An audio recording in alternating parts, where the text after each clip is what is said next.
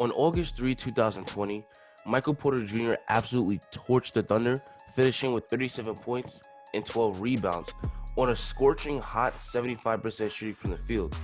It felt like the most effortless 37 points ever scored. Porter Jr. didn't even need to work hard for most of his buckets. Mike Malone put Porter Jr. in a lot of off-ball action as he was able to score very easily with open shots and smooth finishes. At 6'10" with incredible skills, Porter Jr. has all the tools to be a scoring machine in the NBA, and this really bodes well for the Denver Nuggets going forward as a franchise. What's up, everybody? In this video, we're going to talk about Michael Porter Jr.'s potential and what this means for the future of the Denver Nuggets. If you like videos like this, please subscribe as your support is much appreciated. Now let's continue. Before we talk about Porter Jr.'s outlook as an NBA player, we're going to briefly reflect on his road to the NBA. It's very easy to forget that Porter Jr. was projected to be a top 3 pick in the 2018 NBA draft. In fact, on CBS Sports mock draft about a year before the 2018 NBA draft, they projected Porter Jr. to go with the number 1 pick. The reason why Porter Jr. was held in such high regard was because scouts loved his size and athleticism combined with his perimeter skills. At 6'10" with off the dribble skills, it was believed that Porter Jr. could be the next Kevin Durant. Here's what Bleacher Report said about Porter back in 2017. A face-up scorer with shot-making skills, takeover potential, and vision, Porter plays an offensive game that's easy on the eyes. Bigs won't fare well against his perimeter shooting or off-the-dribble attack, and wings can't match his size. Despite Porter Jr.'s clear superstar upside, he fell all the way to the back end of the lottery. The reason for this is because teams feared that Porter Jr. would never realize his potential due to his injury concerns. Porter Jr. committed to Missouri, but only played 3 games for them because of a back injury that caused him to miss most of the season. Porter Jr. had to get surgery on his lower back, and he wasn't even close to being fully recovered by the time the 2018 NBA draft rolled around. In fact, Porter Jr.'s back was so bad that he was forced to cancel a workout in front of lottery teams because his back was hurting so much that he couldn't even get out of bed. Michael Porter Jr.'s family also has a huge history of injuries. His older sister, Bree Porter, suffered a torn ACL 5 times. His sister, Sierra Porter, suffered a torn ACL and multiple knee injuries that forced her to retire, and his brother, Jonte Porter, who was once a projected lottery pick, suffered multiple knee injuries that led to him going undrafted. Based on his family's history, it appeared that Porter Jr.'s genetics made him a very injury-prone player. This explains why he fell all the way to the 14th pick. The reality is, teams in the lottery are usually young teams that are hoping to draft someone to help their franchise get better.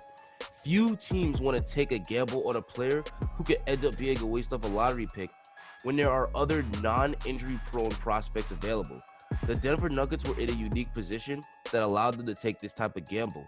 They were already a borderline playoff team and had an established star in Nikola Jokic and 2 young studs in Gary Harris and Jamal Murray. Drafting Porter Jr.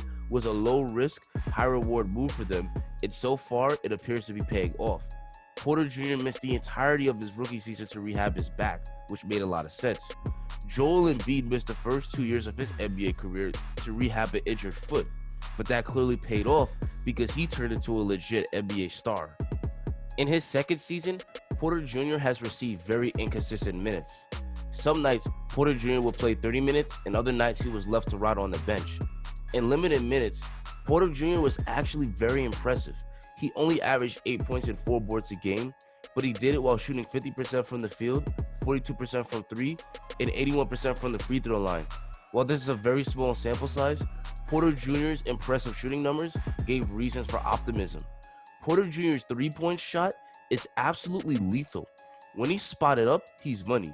And even when he has a defender in his face, he still makes it as if the defender isn't even there. At 6'10" with a high release, there aren't many perimeter defenders that can bother his shot. This ability is why so many called him the next Kevin Durant. Part of what makes KD so great is that at his 7-foot frame, he could easily rise over defenders, and there isn't many players that have the size or length to bother his shot. Porter Jr. has the same impressive shot-making ability. And Porter Jr. isn't just a deadly shooter off the catch. He also has a very deadly pull-up three, and he's even flashed the ability to knock down step-back three-pointers. If he continues to develop this part of his game, he's going to become one of the most unstoppable players in the league. At 6'10", defenders already have a difficult time bothering his shot off the catch. If he can consistently use the dribble to create space like James Harden, he'll be able to get a good shot off at any given moment. Porter Jr.'s shot-making ability doesn't end with his shot though. He's also a very strong finisher in the paint. According to NBA.com, Porter shoots 63% within 5 feet of the basket, which is an elite percentage. This is another area where his size helps him as a scorer. At 6'10" with good bounce, he regularly finishes over big men, even when they've rotated properly. He also is very acrobatic and has nice finishing moves to score below the rim. He's also a pretty strong rebounder on the offensive glass. So even if he misses, he's usually the first to get his rebound and put it right back. MPJ's 4 rebounds a game doesn't look very impressive, but that's because he only plays about 14 minutes a game. Per 36 minutes, Michael Porter Jr. actually averages 10 rebounds a game. Along with being a scorer, he's also a rebounding machine. Defensively, Porter Jr. was a mixed bag. He doesn't have great lateral quickness and often struggles to stay in front of fast players. But he actually is pretty good at closing out on shots and blocking shots at the rim thanks to his 7-foot wingspan. Porter Jr. looks like he could be the ideal modern forward, able to space the floor on offense, although being a weak side shot blocker on defense. Despite the limited burn, Porter Jr. showed multiple flashes throughout the season, including a 25-point game against the Indiana Pacers and a 20-point game against the Minnesota Timberwolves. Porter Jr.'s flashes has continued in the Orlando bubble. After a disappointing opener where Porter Jr. only scored 11 points on 36% shooting, he absolutely went off, dropping 37 points on the Thunder. And what was so amazing about the performance was the ridiculous efficiency. Porter Jr. managed to score 37 points while only taking 16 shots. How did Porter Jr. manage to score the ball so efficiently? It's because Porter Jr. was able to move really well without the ball and get good shots at the rim with aggressive cuts to the basket. And at 6'10" with good leaping ability and finishing ability, he's pretty hard to stop when he gets good looks at the rim. As we can see from this shot chart, Porter Jr. did much of his damage in the paint. He took 5 shots near the basket and he made all 5 of them. Porter Jr. also shot 4 from 6 from the 3-point line in this game, which is also really impressive. All 4 of Porter's 3-point shots were contested, but there was very little that OKC's perimeter players could do to really bother his shot. If Michael Porter Jr. can play the game this way, then the sky is really the limit for his career. He likely isn't going to shoot 75% from the field every game, but if he lets the game come to him, he's going to be a very efficient scorer throughout his career.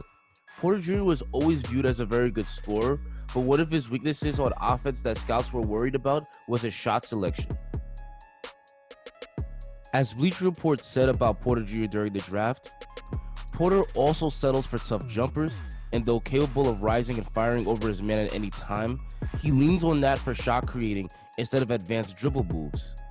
If Porter Jr. can learn to get a lot of open looks through off-ball movement and cuts to the basket instead of isolating every play, it can help turn him into both a high volume and a high efficiency scorer.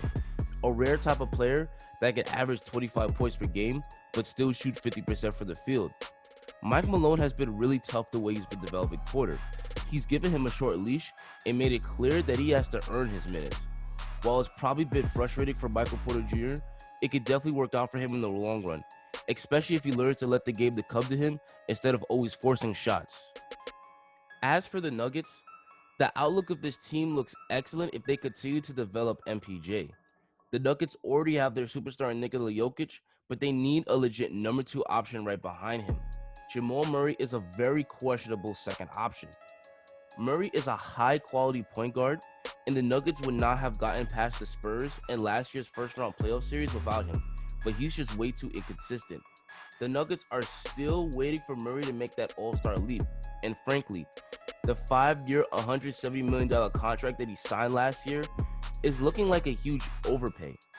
Porter Jr. could potentially be the perfect complement to Nikola Jokic. In Porter Jr.'s big game, a large amount of his baskets were coming off feeds from Jokic.